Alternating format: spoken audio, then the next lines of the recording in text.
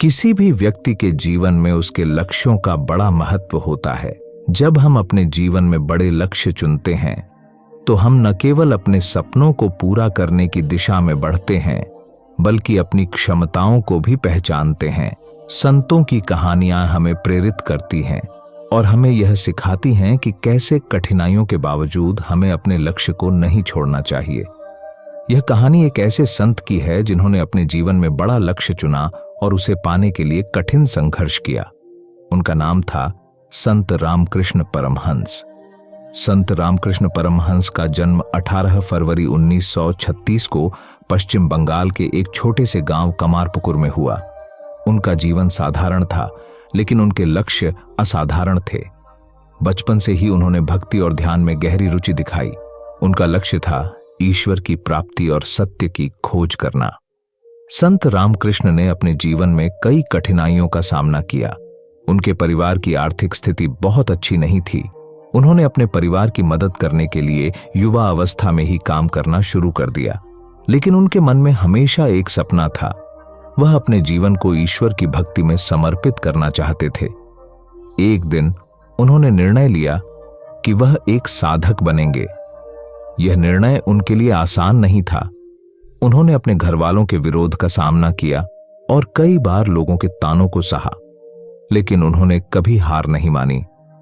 संत रामकृष्ण ने विभिन्न धर्मों और पंथों का अध्ययन किया। उन्होंने हिंदू धर्म, बौद्ध धर्म, इस्लाम और ईसाई धर्म का गहराई से अध्ययन किया। उन्होंने समझा कि सभी धर्म एक ही सच्चाई की ओर ले जाते हैं।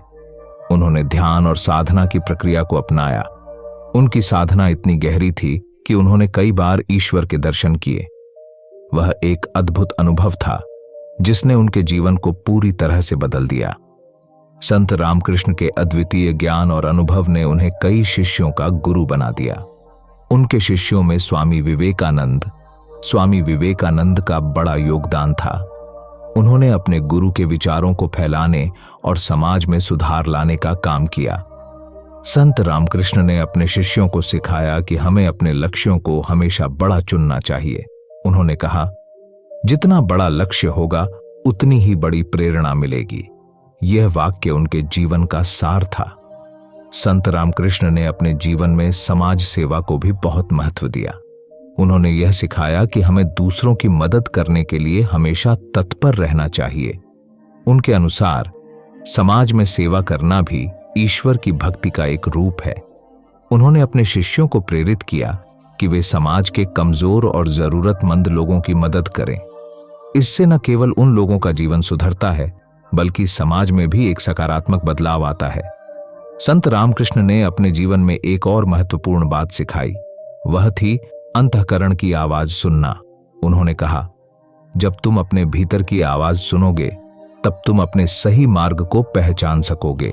यह ज्ञान हमें यह सिखाता है कि हमें अपने लक्ष्यों को पाने के लिए हमेशा अपने अंतःकरण की सुननी चाहिए। जब हम अपने भीतर की आवाज को सुनते हैं तब हम सही दिशा में आगे बढ़ते हैं। संत रामकृष्ण ने हमें सिखाया कि हमें कभी भी अपने लक्ष्यों से नहीं हटना चाहिए। जब हम बड़े लक्ष्यों को चुनते हैं तो हमें यह याद रखना चाहिए कि कठिनाइयां आएंगी, लेकिन हमें उन पर विजय प्राप्त करनी होगी। उन्होंने कहा, सपने देखो और उन्हें पूरा करने का साहस रखो। उनका यह संदेश आज भी लोगों को प्रेरित करता है। संत रामकृष्ण परमहंस का जीवन हमें यह सिखाता है कि अगर हम अपने लक्ष्यों को बड़ा चुनते हैं और उन्हें पाने के लिए मेहनत करते हैं तो कोई भी शक्ति हमें रोक नहीं सकती। हमें अपने अंतःकरण की आवाज सुनकर अपने लक्ष्यों की ओर बढ़ना चाहिए। उनका यह उपदेश आज भी उतना ही प्रासंगिक है जितना कि उनके जीवन काल में था। हम सभी को उनके जीवन से प्रेरणा लेनी चाहिए और अपने लक्ष्यों को हमेशा बड़ा चुनने का साहस रखना चाहिए। इस कहानी से हमें यह प्रेरणा मिलती है कि हमें अपने जीवन में बड़े लक्ष्य चुनने चाहिए। संत रामकृष्ण परमहंस की तरह हमें भी अपने सपनों की ओर बढ़ना चाहिए और अपने लक्ष्यों को पाने के लिए निरंतर प्रयास करना चाहिए। हम सभी के जीवन में कठिनाइयां आती हैं, लेकिन हमें कभी हार नहीं माननी चाहिए। हमें अपने लक्ष्यों को पूरा करने के लिए कठिन परिश्रम करना चाहिए। संत रामकृष्ण की तरह हमें भी अपने अंतःकरण की आवाज सुनकर अपने जीवन को दिशा देनी चाहिए। हमारा लक्ष्य हमेशा बड़ा होना चाहिए, क्योंकि तभी हम जीवन में बड़ी सफलताएं प्राप्त कर सकेंगे। संत रामकृष्ण परमहंस के जीवन से हमें यही सीखने को मिलता है। आखिरकार संत रामकृष्ण परमहंस का जीवन यह दर्शाता है कि लक्ष्य हमेशा बड़ा चुनो। उनके विचार और शिक्षाएं हमें प्रेरित करती हैं कि हम अपने सपनों को साकार करने के लिए मेहनत करें और समाज में सकारात्मक बदलाव लाने के लिए काम करें। यही है सच्ची भक्ति और मानवता की सेवा। इस प्रकार संत रामकृष्ण परमहंस का जीवन हम सभी के लिए एक प्रेरणा का स्रोत है। हम सभी को अपने लक्ष्यों को बड़ा चुनने और उन्हें पाने के लिए सदैव तत्पर रहना चाहिए। यह कहानी एक व्यक्ति की है जो अपनी जीवन यात्रा में निराशा और दुख के बादलों से घिरा हुआ था। वह व्यक्ति हर रोज अपने मन में एक प्रश्न पूछता था, आखिर क्यों मैं इतना दुखी हूं? क्या मेरे जीवन में खुशियां कभी आएंगी? उसकी यह स्थिति उसे और भी गहरे अवसाद में डुबो रही थी। उसका नाम मोहन था। मोहन एक साधारण व्यक्ति था। वह एक छोटे से गांव में रहता था और उसकी जीवन शैली बिल्कुल आम थी। उसके पास न तो कोई बड़ा धन था और न ही कोई बड़ी समस्या, लेकिन फिर भी वह हर समय एक अनजाने दुख में जी रहा था। उसका मन शांत नहीं था और उसे ऐसा लगता था कि जीवन में कुछ कमी है। हर रोज काम पर जाते समय लोग उसे देखकर कहते, मोहन हमेशा उदास क्यों रहता है? ये बात उसे और भी दुखी कर देती थी। मोहन की दिनचर्या साधारण थी। सुबह उठता, काम पर जाता, फिर घर लौटता और रात को सो जाता। लेकिन हर दिन उसके दिल में वही सवाल उठते रहते थे, क्या जीवन में कुछ और नहीं है? क्या मेरे भाग्य में सिर्फ दुख ही लिखा है?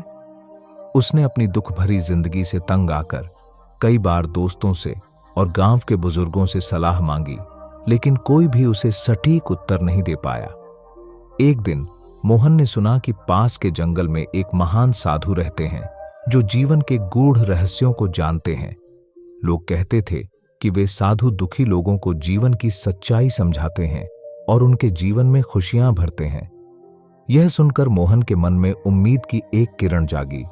उसने सोचा, शायद यह साधु मेरी समस्याओं का हल जानता हो। अगले ही दिन मोहन ने साधु से मिलने का निश्चय किया। वह लंबी यात्रा के बाद जंगल के उस हिस्से में पहुंचा जहां वह साधु रहते थे। साधु का आश्रम एक छोटी सी कुटिया थी जो घने पेड़ों के बीच छिपी हुई थी। जब मोहन वहां पहुंचा तो उसने देखा कि साधु एक वृक्ष के नीचे ध्यान में मग्न थे। मोहन ने साधु के पास जाकर उन्हें प्रणाम किया और विनम्रता से कहा, हे महात्मा, मैं बहुत दुखी हूं। मेरे जीवन में शांति नहीं है। हर रोज मैं अपने जीवन से थका हुआ महसूस करता हूं। कृपया मुझे बताइए कि मैं इस दुख से कैसे बाहर आ सकता हूं। साधु ने अपनी आंखें खोलीं और मोहन की ओर ध्यानपूर्वक देखा। उनकी आंखों में असीम करुणा और समझ की झलक थी। उन्होंने शांत स्वर में कहा, पुत्र, दुखी होने का कारण यह है कि तुम अपने जीवन की सच्चाई को नहीं समझते। जब तक तुम जीवन के असली अर्थ को नहीं जानोगे, तब तक तुम्हारे मन में यह असंतोष और दुख बना रहेगा। मोहन ने आश्चर्य से पूछा, महात्मा, जीवन का असली अर्थ क्या है? मैं कैसे इसे समझ सकता हूं? साधु ने उसे पास बिठाकर कहा, तुम्हारा दुख इसलिए है क्योंकि तुम हमेशा बाहरी दुनिया में खुशियों की तलाश कर रहे हो। धन, सम्मान और दूसरी भौतिक वस्तुओं में खुशी तलाशना एक अस्थायी अनुभव है। ये चीजें तुम्हारे मन को कभी भी स्थायी शांति नहीं दे सकती। असली खुशी तुम्हारे भीतर है। तुम उसे तब तक नहीं पा सकते जब तक तुम आत्म जागरण और सच्चे आत्मबोध को नहीं समझोगे। साधु ने कहा, सबसे पहले तुम्हें यह समझना होगा कि जीवन में जो कुछ भी होता है वह तुम्हारी सोच और प्रतिक्रिया पर निर्भर करता है। जीवन में हर परिस्थिति तुम्हारे विकास का एक हिस्सा है। अगर तुम इसे स्वीकार कर लेते हो तो दुख अपने आप कम हो जाएगा। मोहन ने पूछा, स्वीकृति का क्या मतलब है महात्मा? साधु ने समझाया, स्वीकृति का अर्थ है कि तुम जीवन में जो भी हो रहा है उसे वैसे ही स्वीकार करो जैसा वह है। जो कुछ भी तुम्हारे जीवन में हो रहा है उसे बदलने का प्रयास किए बिना पहले उसे पूरी तरह स्वीकार करना सीखो। जब तुम ऐसा करते हो तो तुम अपने अंदर एक शांति का अनुभव करते हो। मोहन ने सोचा, क्या मैं वास्तव में अपने दुखों को स्वीकार कर सकता हूं? क्या इससे मुझे राहत मिलेगी? लेकिन वह समझ गया कि शायद यही उसकी सबसे बड़ी समस्या थी। वह अपने जीवन की कठिनाइयों और समस्याओं को स्वीकार नहीं कर पा रहा था। साधु ने आगे कहा, दूसरा कदम यह है कि तुम अपनी खुशी की तलाश बाहर न करो। लोग अक्सर सोचते हैं कि जब उनके पास धन होगा, अच्छे संबंध होंगे या समाज में प्रतिष्ठा होगी, तभी वे खुश होंगे। लेकिन असली खुशी किसी बाहरी चीज से नहीं मिलती, बल्कि तुम्हारे अपने मन और आत्मा की शांति में होती है। मोहन ने पूछा, महात्मा, मैं अपनी अंदरूनी खुशी को कैसे पा सकता हूं? साधु ने उत्तर दिया, तुम्हें सबसे पहले अपनी इच्छाओं को समझना होगा। इच्छाएं ही तुम्हारे दुख का मूल कारण है। जब तुम अपने मन को शांत करोगे और अपने भीतर झांकोगे, तब तुम अपनी आत्मा की शांति को महसूस कर पाओगे। ध्यान और साधना के माध्यम से तुम इस स्थिति को प्राप्त कर सकते हो। साधु ने आगे कहा, तीसरा महत्वपूर्ण तत्व है दूसरों की सेवा करना। जब तुम अपने दुख से बाहर आकर दूसरों की मदद करने के लिए कुछ करते हो, तो तुम्हारा मन खुद ब खुद शांत हो जाता है। सेवा ही असली धर्म है। मोहन ने पूछा, सेवा करने से मुझे क्या मिलेगा? साधु ने कहा, सेवा करने से तुम्हें यह एहसास होगा कि जीवन सिर्फ तुम्हारे बारे में नहीं है, दूसरों की खुशी में तुम्हारी खुशी छिपी है। जब तुम दूसरों की सहायता करते हो तो तुम्हारा दुख छोटा हो जाता है और तुम्हारे दिल में करुणा और प्रेम का संचार होता है। साधु की बातों से मोहन के मन में एक गहरा परिवर्तन हुआ। उसने सोचा, सच में मैं हमेशा अपनी खुशियों की तलाश बाहर करता रहा हूं, जबकि असली खुशी तो मेरे अंदर ही है। वह साधु के चरणों में झुका और कहा, महात्मा, आपने मेरी आंखें खोल दी। अब मैं समझ गया हूं कि मेरा दुख केवल मेरी ही सोच का परिणाम था। साधु ने मुस्कुराते हुए कहा, तुम्हारी यात्रा अब शुरू हुई है। ध्यान, स्वीकृति और सेवा के मार्ग पर चलो और तुम्हें तुम्हारे सभी प्रश्नों का उत्तर मिल जाएगा। उस दिन के बाद मोहन का जीवन पूरी तरह बदल गया। वह अब अपनी हर परिस्थिति को स्वीकार करने लगा। वह हर दिन कुछ समय ध्यान करता और अपने भीतर की शांति का अनुभव करने की कोशिश करता। साथ ही वह दूसरों की सेवा में भी लगा रहता। गांव के लोगों ने देखा कि मोहन अब हमेशा मुस्कुराता रहता है। उसकी आंखों में एक नई चमक थी। वह अब दूसरों को भी प्रेरणा देने लगा और जीवन के सच्चे अर्थ को समझाने लगा। लोग जब उससे पूछते, मोहन, तुमने यह सब कैसे सीखा? मिलती है कि जीवन में दुख और कष्ट आना स्वाभाविक है, लेकिन हम इसे कैसे देखते हैं और कैसे अनुभव करते हैं, यह हमारे अपने हाथ में है। जब हम जीवन की परिस्थितियों को स्वीकार करना और अपने भीतर शांति की तलाश करना सीखते हैं, तभी हम सच्ची खुशी को पा सकते हैं। हमारे दुख का असली कारण हमारी इच्छाएं, अपेक्षाएं और बाहरी दुनिया में खुशियों की तलाश होती है। असली सुख और शांति भीतर से आती है। जब हम अपने जीवन को सेवा, ध्यान और स्वीकृति के मार्ग पर चलाते हैं, तभी हमें जीवन का असली अर्थ समझ में आता है और हम दुख से मुक्त हो जाते हैं। तो अगर आप भी जीवन में दुखी हैं, तो इस कहानी से प्रेरणा लें।